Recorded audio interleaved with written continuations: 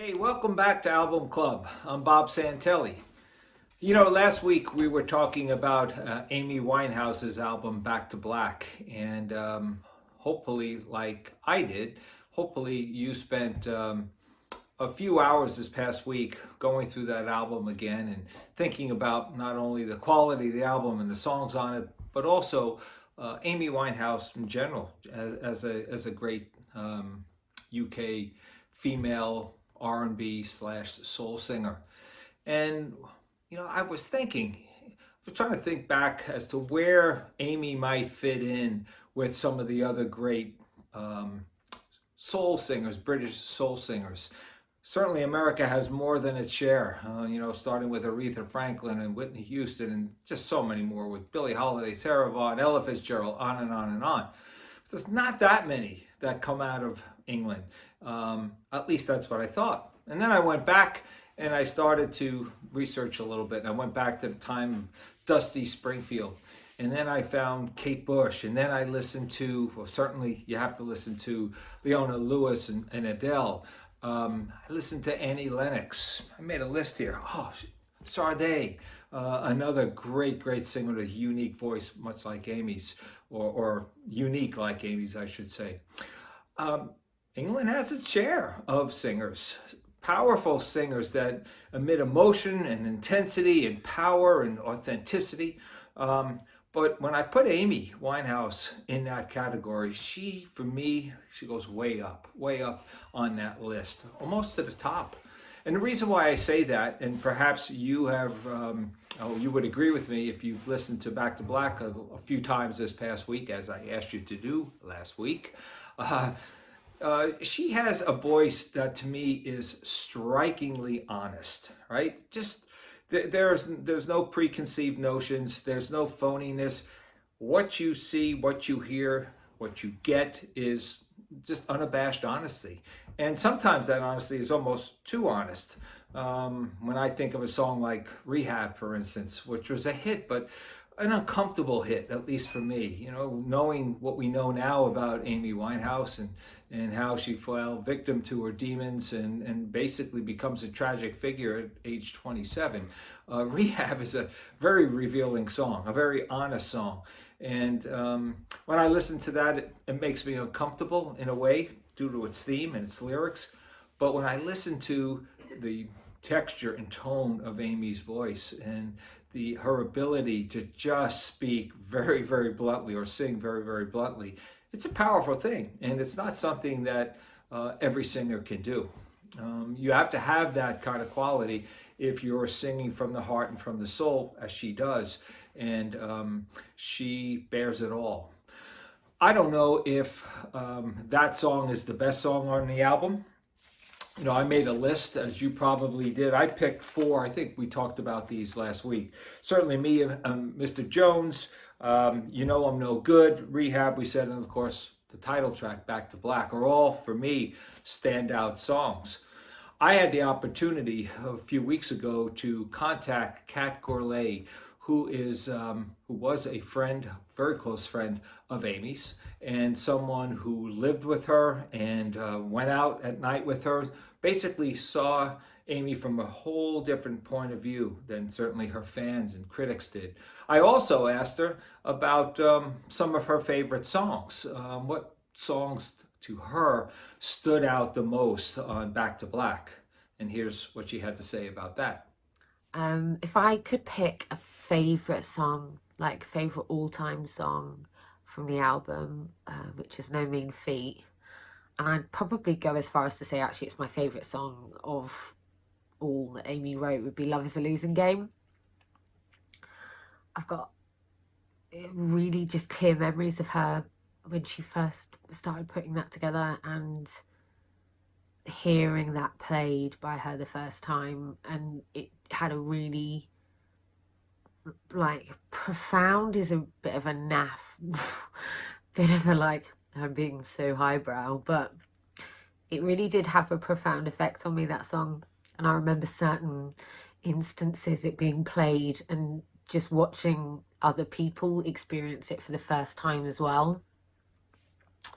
I used to do a club night in central London with my friend Toby, and Amy rang to see how it was going, and I'd said, oh God, you know, it's not that busy, we haven't had that much footfall, and I was a bit stressed out, and she was like, all right, girl, I'll pop down. I just thought she was coming to help, kind of thing. And she turned up, moved everyone from the upstairs of this pub, a few floors. She moved everyone into the central room, which had a fire, and she'd brought her amp and a guitar, and she just sat on her amp and played some of the songs from, you know, some of the new stuff that she'd written. And I remember when she played Back to Black, just the room being so taken aback by it. And a lot of my friends, you know, hadn't seen Amy sing, and certainly not just heard her perform like that on her own.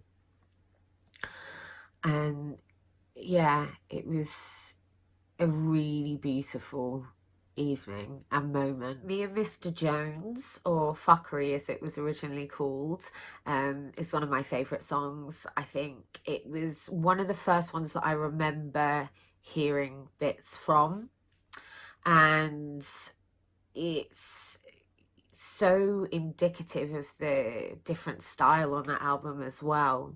And obviously it's well documented that it's about Nas and Amy's on-off kind of boyfriend who was a music manager. He had let her down for a show that she was meant to be going to, and she was livid about it. For me, I think I love that song particularly because it reminds me of a weekend when we went to the Isle of Wight.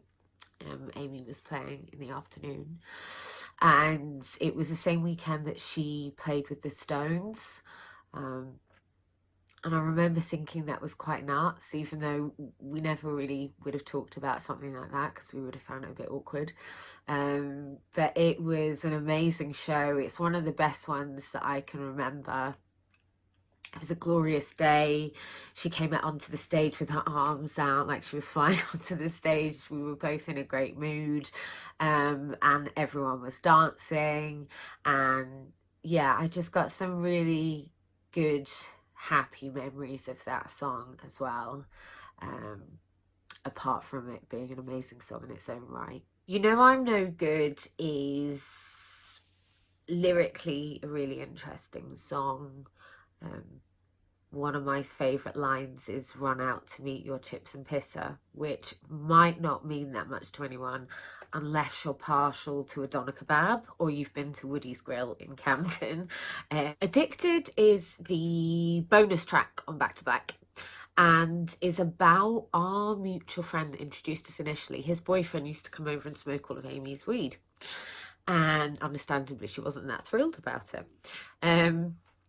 I think it's a big kind of misconception about the album, that a lot of the lyrics are drug related, and it's not the case. That stuff just wasn't part of her vocabulary when that album was written or when we were living together. And yes, there was drinking and weed smoking and whatnot, but I know a lot of people think like the word back to black, that's drug related, and it's not at all. Yeah, Addicted reminds me of it was the first song that she used to play on tour and was the opening of her show. I love the lyric, it's got me addicted, does more than any dick did. So clever. And yeah, just reminds me of the beginning of shows, being on tour, and that anticipation and the excitement of her being about to go on stage, and the first few bars of the song and her being introduced by her backing singers. Okay, once again, Cat Gourlay from the UK, a close personal friend and confidant of the late Amy Winehouse.